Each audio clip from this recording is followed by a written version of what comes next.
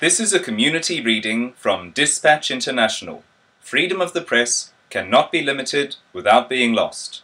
For more uncensored articles and editorials in Danish, Swedish, German and English, go to d-intl.com. That's d-intl.com. Author Roger Sahlström.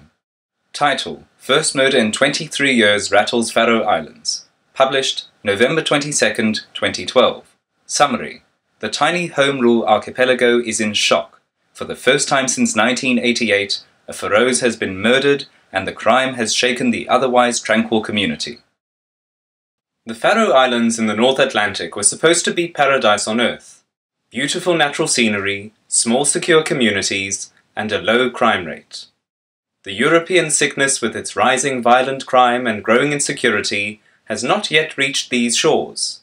But is that about to change? Has globalization finally arrived? In November last year, Daniel Peter Peder Hansen, 42, disappeared. Nobody knew what had happened to him. Some believed he had committed suicide. None of the neighbors thought of murder. The last time somebody was murdered in the Faroe Islands was in 1988. But the police smelt a rat. Peder's ex-wife had got herself a new husband, a man from Croatia, who had arrived in the islands in 2007 in order to, as he claimed, look for work. When searching the house of the 33-year-old Croatian, the police made sensational discoveries. Jan Lamhauge, a journalist with Faroes Radio Kringvarp, was among the first to hear of the suspicions of murder. But as the ultimate crime is such a rare occurrence in the islands, he dismissed the thought and didn't even inform his editors. A couple days later, however, he decided to drive out to Daniel Peter Peder Hansen's house at the southern end of Østre, the eastern island. He was soon forced to face facts. Police cordons and the many technicians flown in from Denmark, the Faroe Islands is a self-governing part of the Danish realm, spoke volumes. This was a case of murder. In an interview with Dispatch International, Jan Lamhauge notes that previous cases of manslaughter have been the result of drunken brawls and are definitely not murder mysteries with a missing body.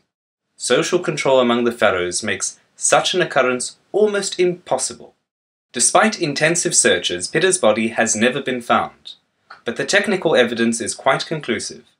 In the dead man's house were found traces of blood leading from the bedroom all the way to the front yard, and in the suspect's house, the police discovered Peder's bloody bed linen stuffed into a pillowcase together with a frying pan believed to be the murder weapon.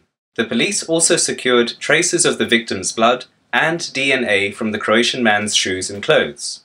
To top it off, Peder's passport and 2 cell phones were found hidden behind a wall in the suspect's house.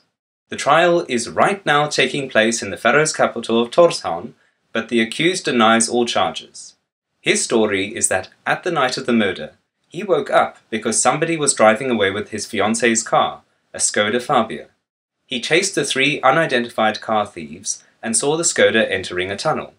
As he was unwilling to pay the 130 kroner it costs to pass through the tunnel, he waited until the car was returned. Upon its return, there were only 2 persons in the car, he claims. That's all he knows. There is no doubt that Peder's body was transported in the Skoda and that it was in the tunnel. The victim's blood has been found in the car, as well as in the tunnel, where a shoe was also discovered. The body, however, has disappeared. The defendant claims that somebody must have had access to his DNA and planted it with the intent of blaming him for the murder. Initially, Peder's wife was also a suspect. The dead man was very heavy, and most likely it must have required more than one person to move his corpse. The day after Peder's disappearance, the woman and the suspect were observed cleaning up Peder's house. The woman has not been charged. Facts about the Faroe Islands. The Faroe Islands are located north of the British Isles and are a part of Denmark. Since 1948, the islands have been under Home Rule and are outside of the EU. On the 18 islands live 48,000 people, of whom approximately 17,000 reside in the capital Tórshavn. It is believed that a low murder frequency is due to a tight social structure. The Faroes live mostly in small settlements where everybody knows everybody and where social control is severe. This has been a community reading from Dispatch International, a weekly no-nonsense newspaper with real news that matters. If you would like to support quality journalism unhampered by political correctness, please go to d-intl.com/subscribe. That's d-intl.com/subscribe, where you will find a variety of subscription options in Danish, Swedish, German, or English. Thanks for watching this community reading from Dispatch International.